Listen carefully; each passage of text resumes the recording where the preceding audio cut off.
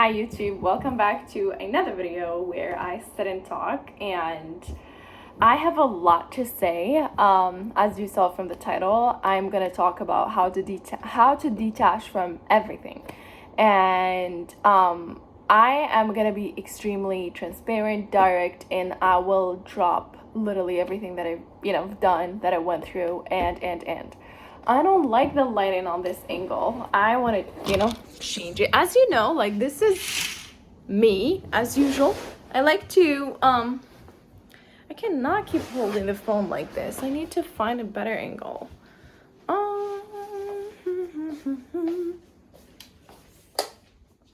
Okay. This is way better. So as I said, like, I am gonna talk about things that I've done myself and I've dealt with, and I will be extremely transparent simply because I know, like, this is a crucial topic and not everyone can define it or talk about it in a way that would make sense to everyone. So I'm gonna try to talk about it. So stay with me on this video, and I just want to give you a better angle though. Okay, I think this one is better. The first thing I want you to understand is wanting to detach from something or someone. This means that you hold emotions or you hold a space for that thing inside of you. And for a particular reason, you cannot overcome it simply because you are addicted to it, or mentally you are at a place where you think you cannot live or you cannot exist without that thing. So that's being attached to something, or that's being attached to someone. So you think that you cannot live without that someone, or you cannot do this without someone, or you cannot exist without this thing that you have. For example, I have this water bottle, and I cannot imagine myself living without it. So the moment that it's, being taken away from me, I will crave the feeling of having it. I will crave the feeling of having it. So it's not just about, the bottle itself. It's about how I feel about it. How I feel that I cannot exist without it. Is that true? No. There's like better bottles there. They're like good, that would just fit exactly or serve me exactly in a way that this one did. But the fact that I put like a lot of expectations and a lot of feelings on this one, I cannot imagine myself without it. So getting back to the life. Now, I had anxious attachment style with avoidant tendencies. I will explain this to you in a really, really great way. Being anxious is more of someone that would have needs a lot of like reassurance around like the relationship and word of affirmation, or having someone that is secure to actually, hold a conversation or hold that space is the only solution for an anxious attachment person or an anxious attachment style to actually evolve in this world. Now, why I'm talking about all of these things, because as I said, in some of my videos, that I managed to actually become a secure person. And that wasn't easy, but I have noticed some pattern that is, it's gonna repeat. Like in the word, there's like 3 attachment styles. There is anxious, avoidant, secure. And there's like a mix of like anxious and avoidant at the same person. We can say we have 4 in general. And this is according to all humanity. No matter what culture, gender, no matter what you have one of these. Like, you have one of these. So being able to understand all of these attachment styles is going to allow you or give you the privilege to actually know how to leverage that to your own self and know how to deal with yourself. Now, when it comes up to anxious, usually they jump into conclusions faster. And for example, if they are in a relationship, they think, oh my God, I'm done with this person, but I want to hear what he wants to say. As if you're craving a certain thing, you're craving, an emotion inside of you that wants to have that closure. While inside your head, you already know you're done. But it's like that craving. So this happens when an anxious person meet an avoidant. So an avoidant I will explain it to you in a beautiful way. Avoidant is like, imagine having a small cup, right? And this is avoidant and this is anxious. Anxious is a bottle full with water, right? And there's a cup also of avoidant with some water. So having those two together, it doesn't work. Simply because what needs to fill this bottle is not going to fill the cup. Why? Because the cup requires less and the bottle require more. And there is nothing wrong with that. So the example is like when those two get together, this one is not going to feel happy simply because being anxious require connection, closeness, intimacy, all of these things. And you have to, if you're anxious, you have to honor your needs. So it's like you will find this within all anxious people that they feel like they have to lower what they need or they cannot speak this. So when you find yourself in a situation or in a relationship where this is you lowering or holding back your needs, that means you have to deal with this and you have to choose, staying with this person or going to another person. So that's why I said like an anxious person can only exist with a secure person, because a secure person will understand that these are your needs, and in order for them to have to have you in their life, they would need to fill this. That's it. So that's an anxious. Avoidant is the cup. Avoidant doesn't require a lot of attention. Matter of fact, they thrive on staying away from people, and it makes them feel, like the same feeling that an anxious person would get once this is filled is the same feeling or the same satisfaction that an avoidant with, literally a cup would get. Because when an avoidant person gets their space or gets their distance from like whatever they have in their lives, they feel satisfied because this is their style. So them or an avoidant being with an anxious person is more of a torture. Literally, like both of them are going to be miserable. Literally both, they're going to be miserable. So if you have an avoidant attachment style, you're likely to stay away from people and you like to maintain your own space. But that is speaking bars and speaking volumes that you're so lonely and you cannot deal with your emotion. And at this point, you have to reflect on like the needs. So instead of like knowing that having other people might have like a lot of beautiful things to you, but if they end up bad, then that's totally fine. You distance yourself and you shut down simply because you don't want to give them that. You don't want to give them that, which, by the way, if you give them that, it's going to lead to you having a perfect relationship where you think that, okay, this is actually the relationship that I want to be in. But because you keep distancing yourself from these people, then likely you end up always attracting the same type of people. You end up seeing the same pattern, but you cannot recognize yours. So that's the thing. A secure person can deal with all of these people, but at the same time, they function better when they have a good communication happening. So you likely can find like a secure person with an anxious person, because an anxious person would require communication, better communication and effective communication. And a secure person can actually get that or do that. But an avoidant will leave. Like when there is like a better communication that needs to happen, and you will find like an avoidant with an anxious person, likely the avoidant will leave because that's pretty much how they feel about doing this. Like this is their pattern. Now why I'm talking about this is like once you know like what is your style, as I defined mine was like I used to be an anxious avoidant. So I used to be a person that I know my needs, but matter of fact, like I neglect them and I distance myself because I'm afraid. So that's how I used to be. Now I'm, the transition to that was, a lot. It was hell.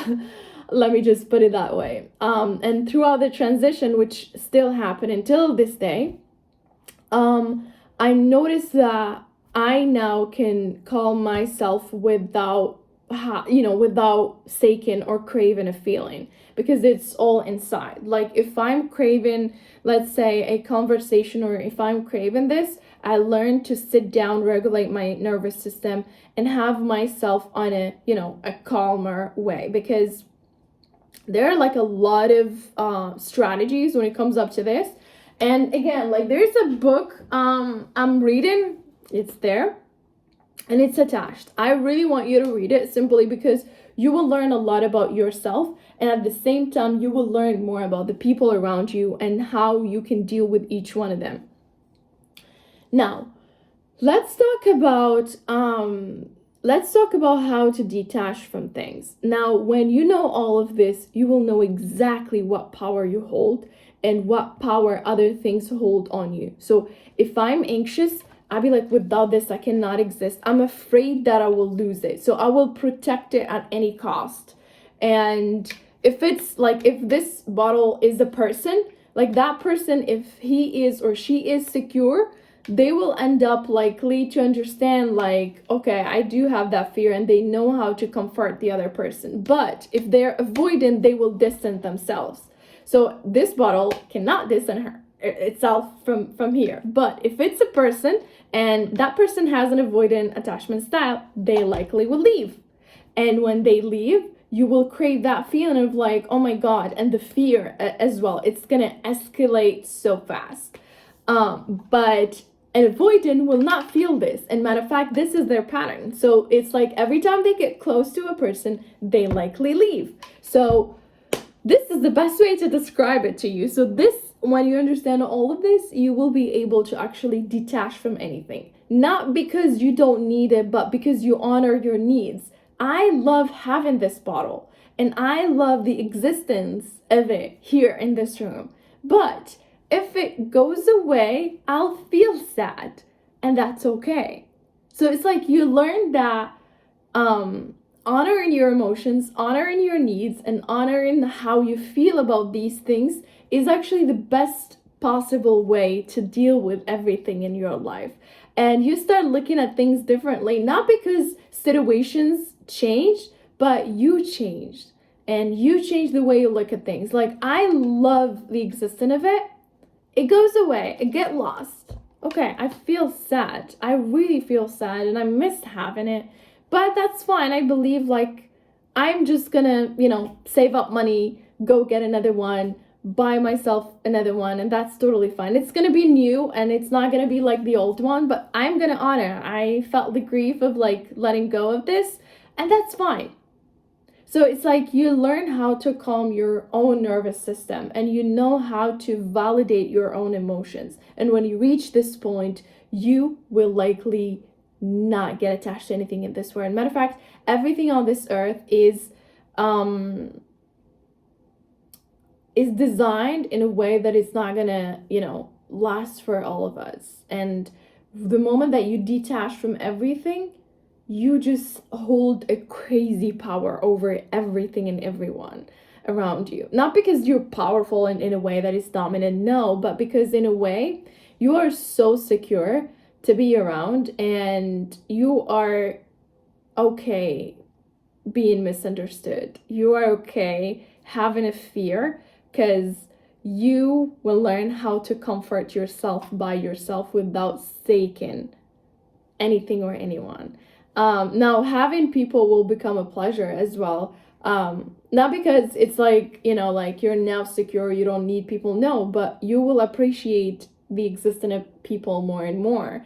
But them disappearing, people out of your life, them disappearing, that makes you sad, but that doesn't affect your productivity, that doesn't affect how you look at yourself, and that doesn't affect your needs. So honoring, knowing, like you have to fill this with water, and knowing that this is what you need is the power that you hold. Because when you meet someone new and they're like, a cup or a glass of water, you will know that you will pour a lot into them. But even if they pour into you, it's not going to be enough. Not because, they're not trying, or, the effort is not there, but because this is what you need. and you cannot accept less than that.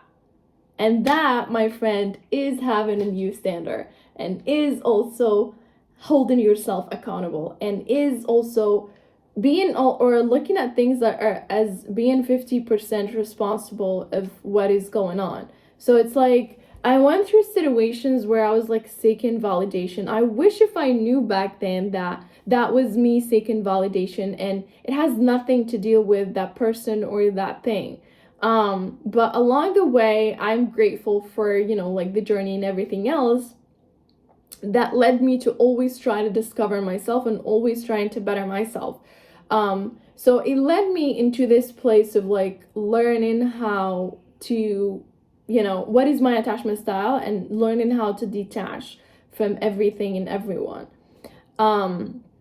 And I'm so grateful because along the way it was painful. Like I cried for like multiple days because the wave, and like that wave of feeling or that crave of feeling was crazy. And having the, courage to control it and to know how to humble it inside me, or to, not take away the fear, but know how to deal with that fear and calm myself back. That was the biggest challenge I had to go through in order for me to become secure. Now I'm still reading and I'm still learning about this, and I'm still, documenting it and sharing it with you guys. Simply because I want you to learn how to detach from things, and I want you to have a secure attachment style because it's safe. And even if you're on a different attachment style, like an avoidant or an anxious or whatever you have, you still have like a great hope to actually become secure, and you still have great hope to actually at least learn what is stopping you from having a perfect or a better relationship or a better life.